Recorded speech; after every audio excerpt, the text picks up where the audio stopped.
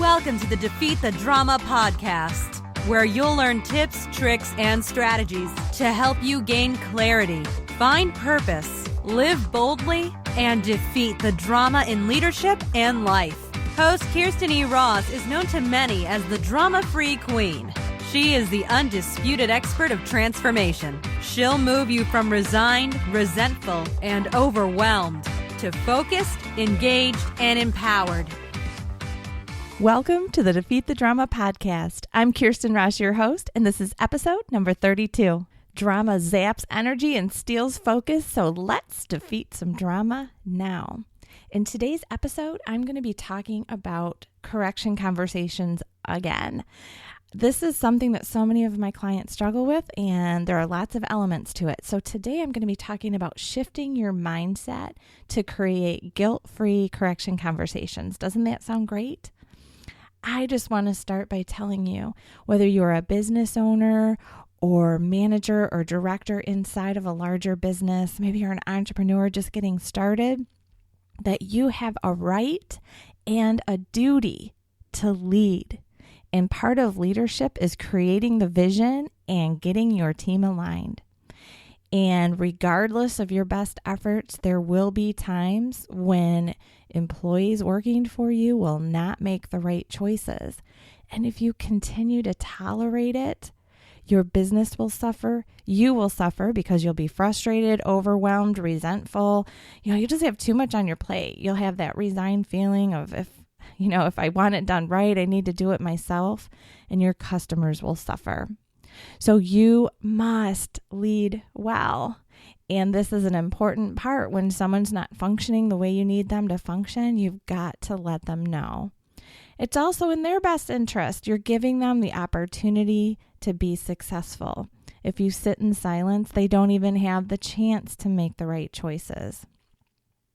So are you a leader who lets things go and then explodes? Maybe that buildup of anger just creeps up on you and all of a sudden you're just letting it rip over whoever is around you. The problem with that is it's not really addressing the problem. Really, the employees are focusing on your method, and I talked about method over message. So they're focusing on how loud you're being or how angry you're being. They're probably letting each other know, it's a bad day, steer clear. And really what they're doing is riding out the storm and waiting for it to be over, and then it's back to business as usual. So it just usually doesn't impact your business or affect proper change in your employees. They can't really hear what you're saying when you're yelling or exploding or being really frustrated. Or maybe you're that leader who just feels overwhelmed, frustrated, and resentful. You try to fix in or swoop in to fix everything and try to just take everything on your shoulders. And like I said, maybe you're that person who's just resigned yourself to the belief that if you want it done right, you have to do it yourself. Maybe you think that you can't get the right employees, or it's just impossible to find people who do what you need them to do.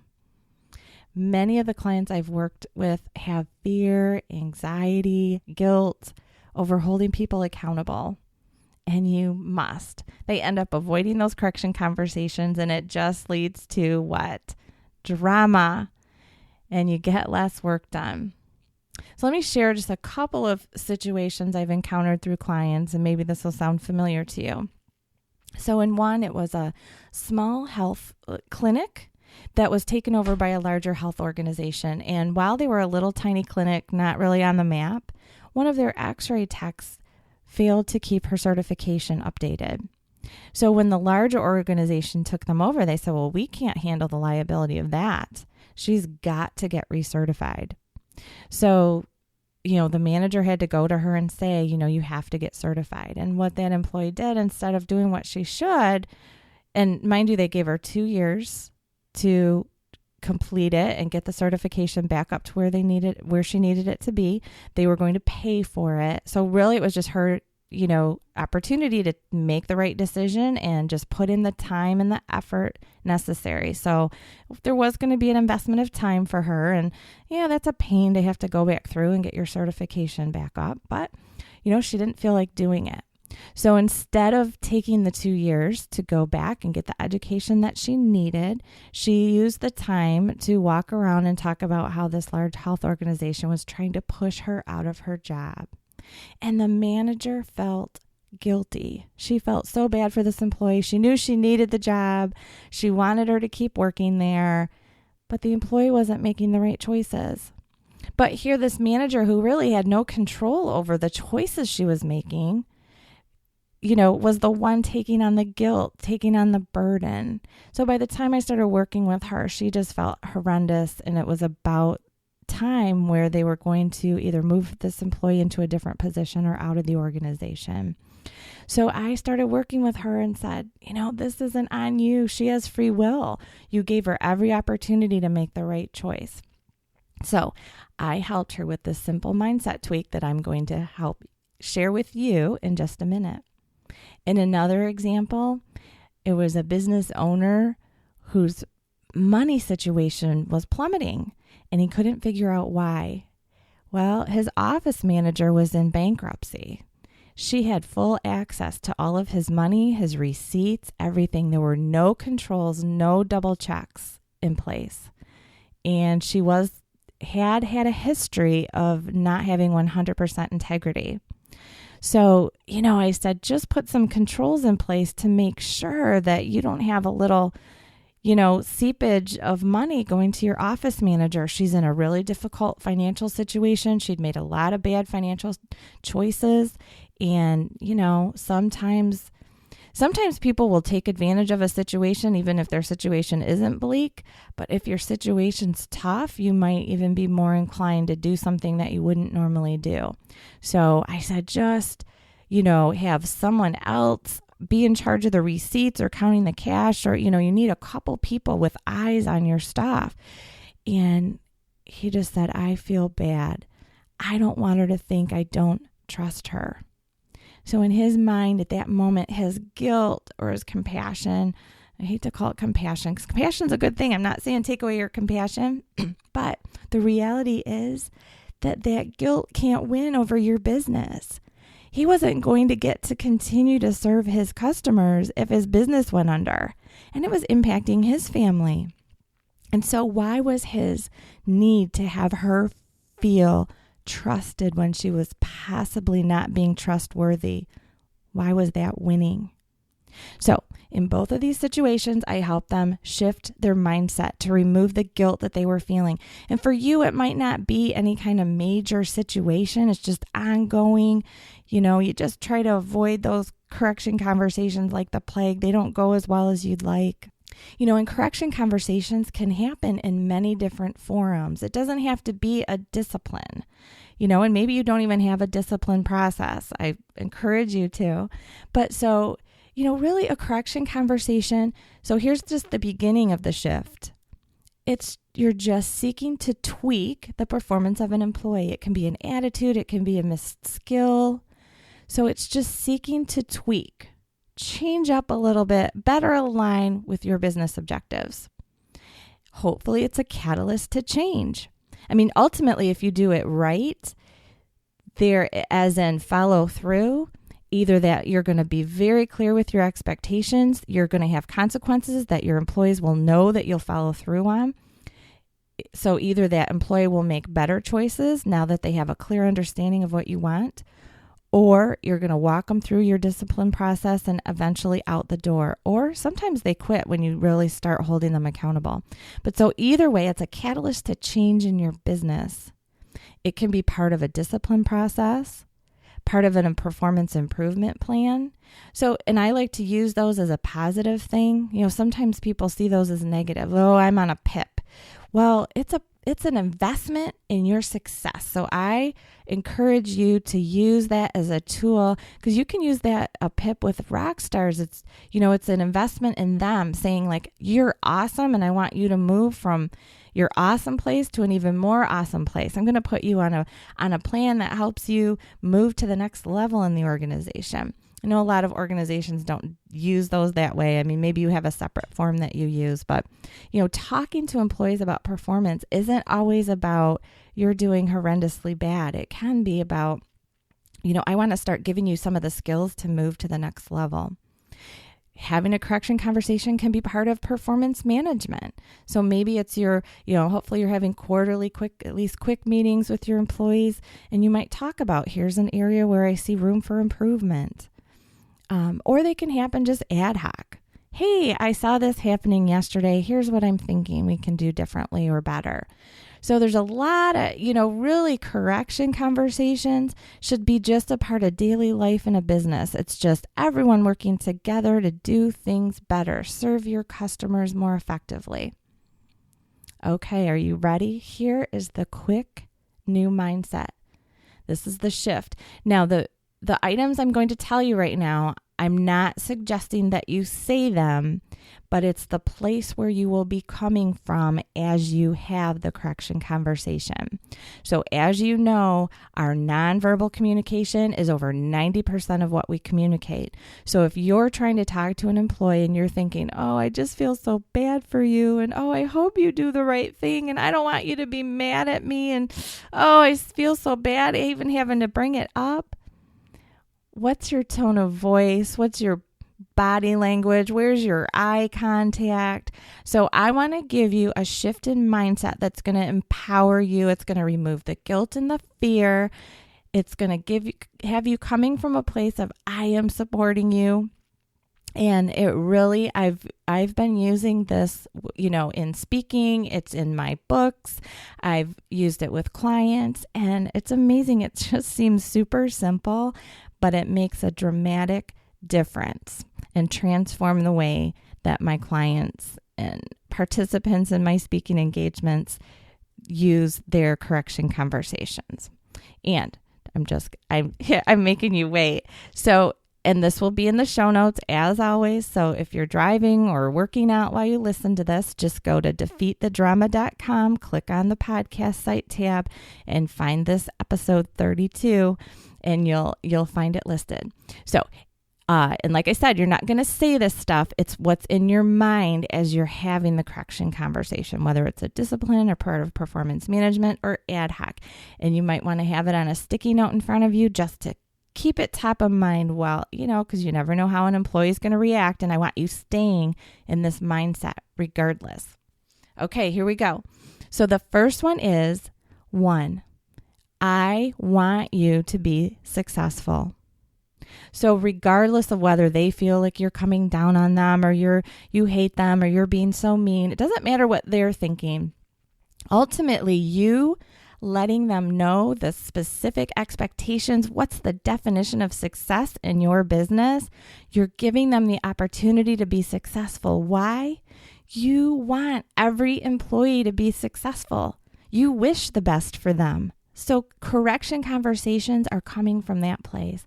I want you to be successful. The next one is, I will define what success is. So your employees don't get to define it for what's convenient for them. If they like to come in late or leave early or gossip all day or kind of avoid work. And, and the reality is, if you're not telling them what the definition of success is, they are creating that definition. And success in that arena looks like I keep my job. So they're there to get a paycheck and keep their job and do as little as possible. They're defining success unless you're speaking up, creating a clear expectation, communicating it, and holding them accountable. So you are taking back your power. I, as the business owner, entrepreneur, or manager of this area, I will define what success is. So not you. You don't get to define what work looks like here. I do. I will define what success is. Capture that back. Number 3, I will communicate that definition to you. So that's the purpose of the talk.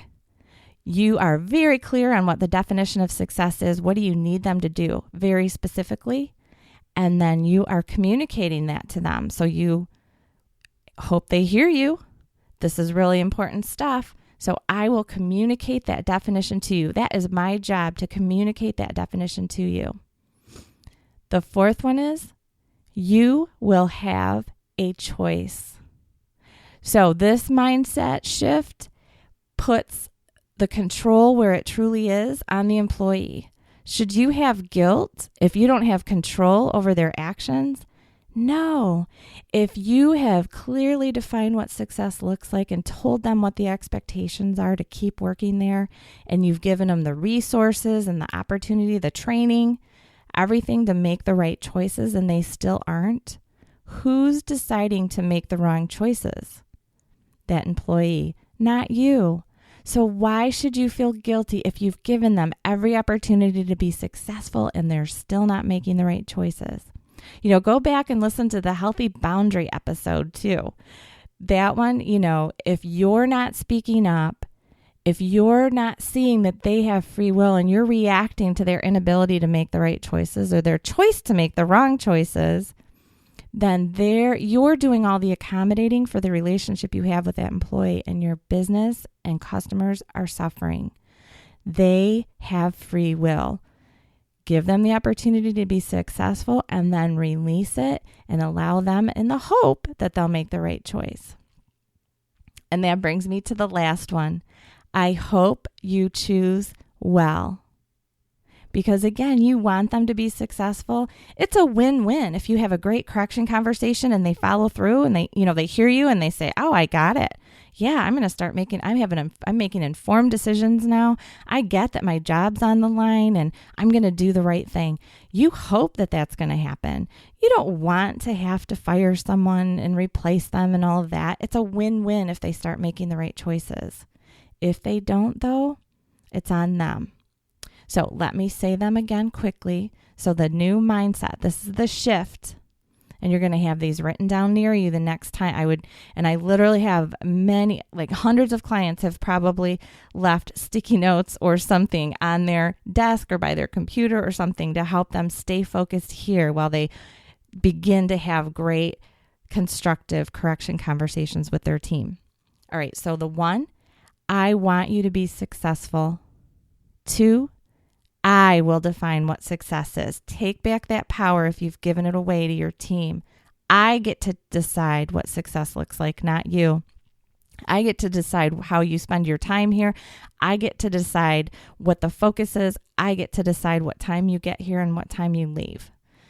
Okay? I will communicate that definition to you. So I'm giving you the opportunity to be successful. Then you will have a choice. You have free will.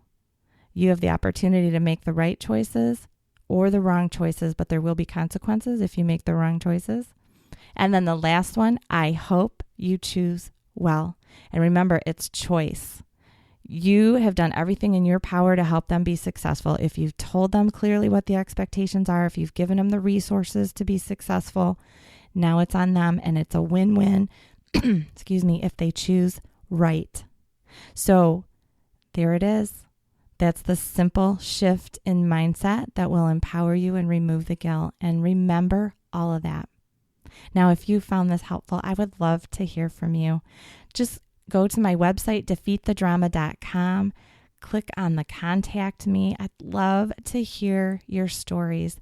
There's also an opportunity if you are having drama challenges right now in your life or in your work and you want to share those. I periodically will do a Defeat Your Drama segment where I will either play or read, if you can either record a message or type your message of what your current challenge is. You can leave it anonymous, of course. I get that.